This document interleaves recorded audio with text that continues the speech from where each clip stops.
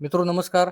आज आपण सांगली, मिरज, कुपवाड महानगरपालिकेच्या निवडणुकीच्या पार्श्वभूमीमध्ये कशा पद्धतीने निवडणुकीची रणधुमाळी सुरू आहे, काय नेमके कळीचे मुद्दे आहेत, काय विकासाच्या आणाभागा घेतल्या जात आहेत, हे पाहण्यासाठी आपण आहोत. आपल्यासोबत आता शैलेशदादा देशपांडे, जे राष्ट्रवादी अजितदादा पक्षाचे पुरस्कृत उमेदवार आहेत.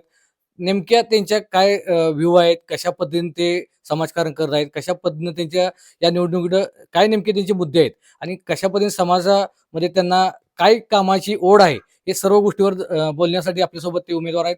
दादा, नेमकी निवडणुकीची मध्यवर्ती वेळ आलेली आहे. काय नेमक्या आपल्या भूमिका आहेत, कशा पद्धतीने आपण प्रचार करतात आणि प्रचार करत असताना काय लोकांच्या भावना आपल्यापर्यंत पोहोचतायत? तर प्रचार करत असताना प्रचारापेक्षा सुरुवात जर आपण मार्गावर जाऊन बघितलं, तर आपण शहरामध्ये सहज कधीतरी फेरफटका मारतो, शहराच्या वेगवेगळ्या भागातून. तर एक दिवस असा एक प्रसंग आला, की कचरा कोंडाळा असं त्यातून कचरा ओसंडून वाहत होता. त्याच्यामध्ये काही भटकी मोकाट कुत्री बसलेली होती, लोळत होती. काही गाई, वासरं बसलेली होती.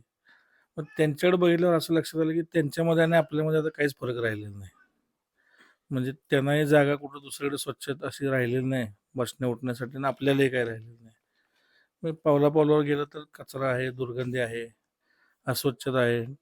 ड्रेनेजमधून पाणी बाहेर येते, रस्त्यावर घाण सगळं वाहतंय, खड्डे आहेत.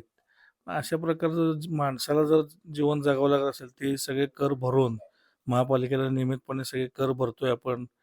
हे सगळं आपला हक्क आहे म्हणतो. स्वच्छता, आरोग्य, पाणी या सगळ्या गोष्टींचा आपल्या सुविधा मिळण्याचा हक्क आहे म्हणतोय, पण त्यांच्यात आपल्यात काहीच फरक नाही. मग तिथून असा विचार करायला सुरुवात झाली, की हे कुठेतरी बदललं पाहिजे.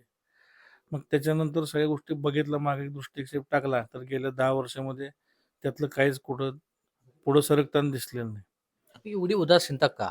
प्रशासक काम करतंय, नेते मंडळी निवडून येत आहेत, जात आहेत, पण एवढी उदासीनता का मग? उदासीनता केवळ फक्त लोकांचे प्रश्न सोडवण्यापुरतीच आहे.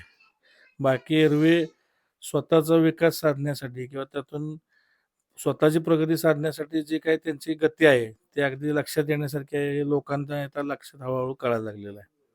म्हणजे 10-10 वर्ष ड्रेनेज योजना राबवली गेली, अमृत योजना आली. परंतु त्या अमृत योजनेच्या माध्यमातून किती लोकांपर्यंत पाणी पोहोचलं, किती लोकांना पुरेसं पाणी मिळतंय किंवा त्या ड्रेनेज योजनेमुळं जर पावसाळ्यात तर तुम्ही बघितलं तर अनेक ठिकाणी अगदी मग घरातले सगळे भांडी-कुंडी सुद्धा सगळे तरंगत बाहेर फिरत असतात अगदी.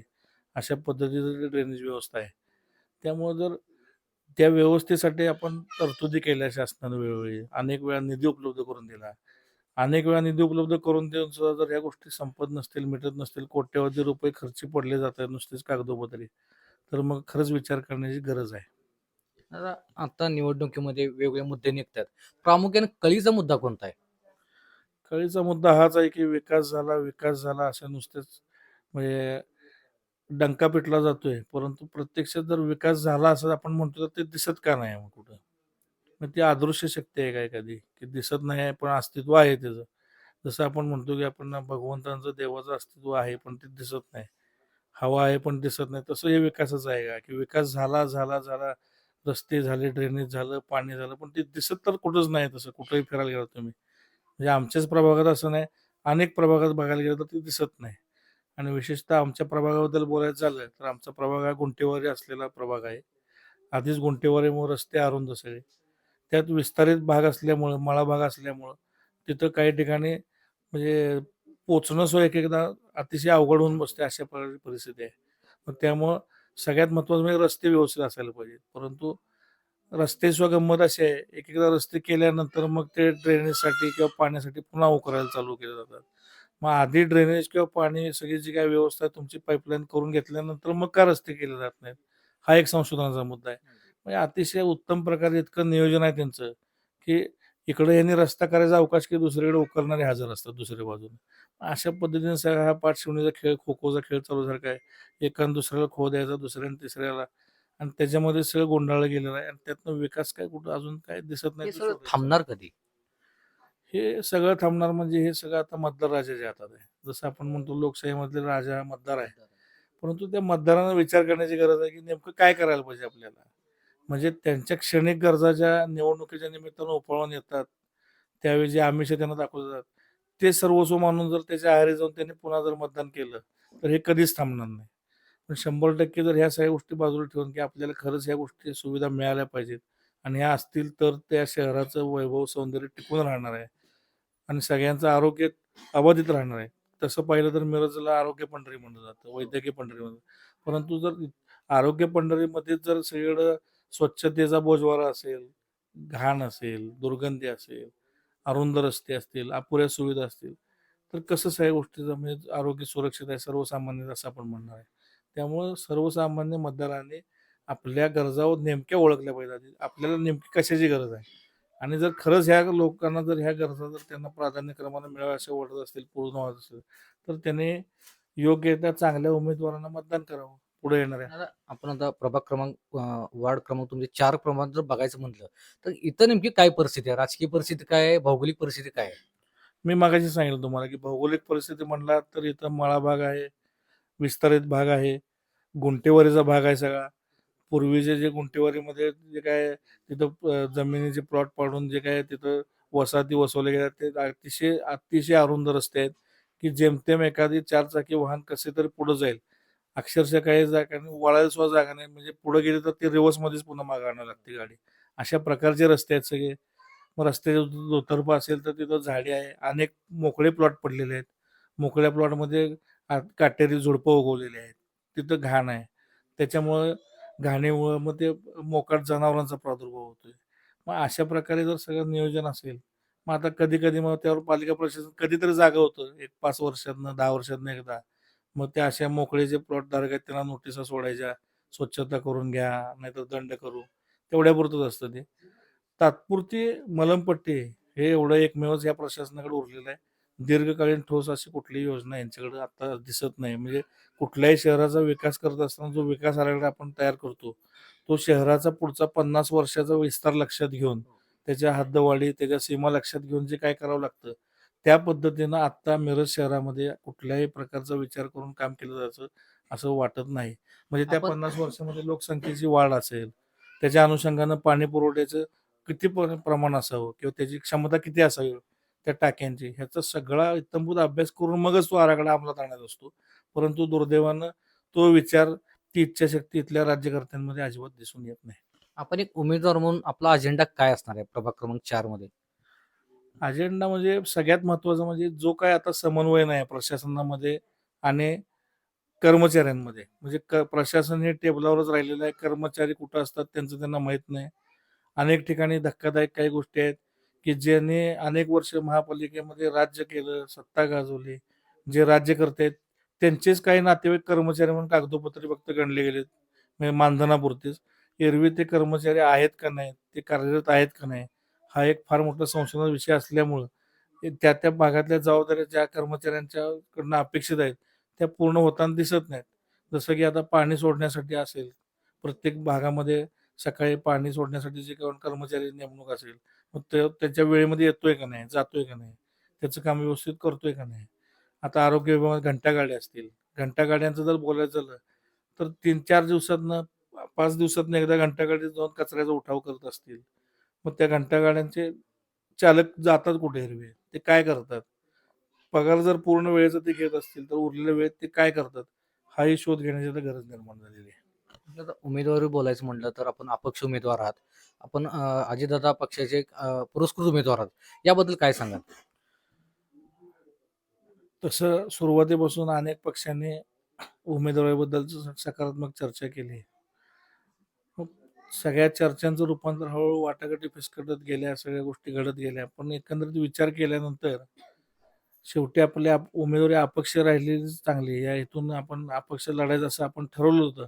परंतु शेवटच्याने राष्ट्रवादी काँग्रेस पार्टी, अजित पवार गटानं आपल्याला एक नवीन आशा आणि विश्वास दिला, आशावाद दिला, की आपण जे काय आम्ही ज्या गतीनं आता काम करतोय, त्या ह्याच्यानुसार आपण त्यात पूर्ण ताकदीनं उतरणार आहोत. तर तुम्ही जर सोबत आलात, तर एक चांगलं विजन आपण या ठिकाणी लोकांना आपण दाखवून देऊ विकासाचं. अगदी शेवटचा प्रश्न. काय आव्हान कराल आपल्या मतदारांना? आव्हान मी मगाशी सांगितलं तसं, की जर तुम्हाला हे सगळं नको असेल, या 25-30 वर्षाचा वनवास संपवायचा असेल आणि हे थांबलेला पूर्णपणे एका ठिकाणी जे डबकं साचतो जसा आपण प्रवाह थांबलेला आहे, तो प्रवाह जर पुन्हा अखंडपणे, स्वच्छपणे, सुरळीत पुढे वाहता ठेवायचा असेल, तर येणाऱ्या महापालिका निवडणुकीमध्ये जे काही आश्वासक चेहरे दिसतायत तुम्हाला, आता सगळे तुमच्यासमोर आलोय. माझ्या प्रभागातील आमच्या पॅनलमधले इतर 3 उमेदवार बघितले, तर त्यांची कुठलीही राजकीय पार्श्वभूमी नाही. त्यांना कुठल्याही गोष्टीचा अनुभव नाही. परंतु त्यांच्यामध्ये जी एक तळमळ प्रामाणिक दिसते आणि ते तुम्हाला येऊन पुढे येऊन सांगतायत, की आम्ही तुमच्याशी पूर्णपणे प्रामाणिक राहून तुमच्यासाठी सगळ्या गोष्टींची सुविधा उपलब्ध करण्याचे अहोरात्र कष्ट घेऊ. तर ह्याला तुम्ही एकदा प्रतिसाद द्यायची गरज आहे. आता 25-30 वर्ष तुम्ही देतच आलाय. त्याच गोष्टींवर तुम्ही हे केलं. एखादा नवीन प्रयोग, एखादी नवीन वाट तुम्ही हे अवलंबायला हरकत नाही. त्यामुळे येणाऱ्या ज्या निवडणुकीमध्ये आहे, माझ्यासह माझ्या प्रभागातील 3 सहकारी जे माझ्या पॅनलमधले आहेत, त्या सर्वांना तुम्ही तुमच्या मतदानाचा आशीर्वाद द्या आणि त्या आशीर्वादाच्या जोरावर तुमची पण आणि आमची पण वाटचाल अतिशय चांगल्या पद्धतीने आपण मिरज शहराला एक पुन्हा त्याचं पुनर्वैभव मिळवून देऊया, असा एक आशावाद या ठिकाणी मी व्यक्त करतो. आपण आता अजितदादांच्याबद्दल काय सांगणार? आपलं पुरस्कृत आपल्याला त्यांनी सपोर्ट केलेला आहे. अजितदादांचं नेतृत्व आणि कशा पद्धतीने जी कापाची धाटी आहे, कारण ते तर अर्थमंत्री आहेत. आपला विकास साधायचा असेल तर अर्थमंत्री असणं गरजेचं आहे सोबत. खरं तर तसं बघायला गेलं तर 2006 सालापासून अजितदादांचा आणि माझा अतिशय जवळचा संपर्क आला. म्हणजे पिंपरी चिंचवडच्या राजकारणामध्ये जेव्हा अजितदादा नुकतेच सक्रिय झाले, त्यावेळेला मी नोकरीच्या निमित्तानं पुण्यामध्ये टाटा मोटर्स पुणे रिसर्च सेंटरला मी इथं कार्यरत होतो. त्या माध्यमातनं काही परिचयातनं जवळीक वाढली आणि त्यातनं मी त्यांच्या त्या स्थानिक राजकारणामध्ये त्यांना थोडंफार अप्रत्यक्ष सहकार्य करत गेलो. तत्कालीन महापौर आझमभाई पानसरे होते. त्यांच्या माध्यमातून असेल किंवा अनेक बाकीचे काही नेते मंडळी होती. त्यांच्या माध्यमातून आम्ही काम करताना एक जाणवलं, की जे करता येईल तेच बोलणारा नेता म्हणजे अजित पवार. जास्त शब्दांची उधळण नाही, वारेमाप बोलणं नाही, जास्त इकडं-तिकडे हे करणं नाही. जे करू शकतो ते एकदा फक्त काही क्षण विचार करणार आणि तत्काळ त्याच्यावर होकार किंवा नकार असा निर्णय देणारा, मोकळा होणारा स्पष्ट वक्ता नेता म्हणजे अजित पवार. मग अशाच नेत्यांची आता सध्या गरज आहे, की आता विचार करायला सुद्धा वेळ नाही तेवढा आपल्याकडे सध्या, की आता एखाद्या गोष्टीबद्दल निर्णय द्यायचा तर किती वेळ घेणार आहे आपण. तर तो वेळ न घेता आणि जे खरं असेल ते म्हणजे वेळप्रसंगी मी बघितलंय दादांच्या सार्वजनिक जीवनामध्ये अनेक ठिकाणी जाहीर वेळा त्यांनी स्पष्ट सांगितलंय, की ह्या गोष्टी करणं शक्य नाही. तुम्ही याची अपेक्षा धरू नका. मग वेळप्रसंगी काही लोकांनी त्यावर टीका पण केलेली आहे, की त्यांना द्यायला नको असं नाही, ते देणं शक्य नाही आहे, असं स्पष्ट त्यांनी सांगितलेलं आहे. तेव्हा असा स्पष्ट वक्ता नेता असलेला केव्हाही चांगला. उगीच खोटे-खोटे थापा, आश्वासनं देऊन हे करण्यात काही मतलब नाही. तेव्हा अजितदादांचा स्पष्ट वक्तेपणा आवडला. कामाची गती, कामाचा उरक, प्रशासनावरची पकड म्हणजे अगदी रात्री उशिरा 2-2 वाजेपर्यंत काही वेळेला प्रशासनातल्या काही अधिकाऱ्यांना बोलवून घेऊन त्या विभागातले प्रश्न सोडवताना मी अगदी जवळनं त्यांना बघितलेलं आहे. त्यामुळं योगायोगानं अनेक वर्षांनं ती संधी पुन्हा जुळून आली. ठीक आहे म्हटलं चला पुन्हा एकदा आपल्याला एकत्र काम करायची संधी मिळते. त्यामुळे त्यांचे काही विश्वासू सहकारी होते. त्यांचे जे काही सुय सहाय्यक होते त्यांच्या माध्यमातून मी हा निर्णय घेतला. एक आव्हान करावं होतं आपलं चिन्ह आणि चिन्हासोबत. या महापालिकेच्या सार्वत्रिक निवडणुकीच्या निमित्तानं मी आपणा सर्वांना असं आवाहन करतो, की मी शैलेश सतीश देशपांडे, प्रभाग क्रमांक 4 ड या प्रवर्गातून निवडणूक लढवत आहे.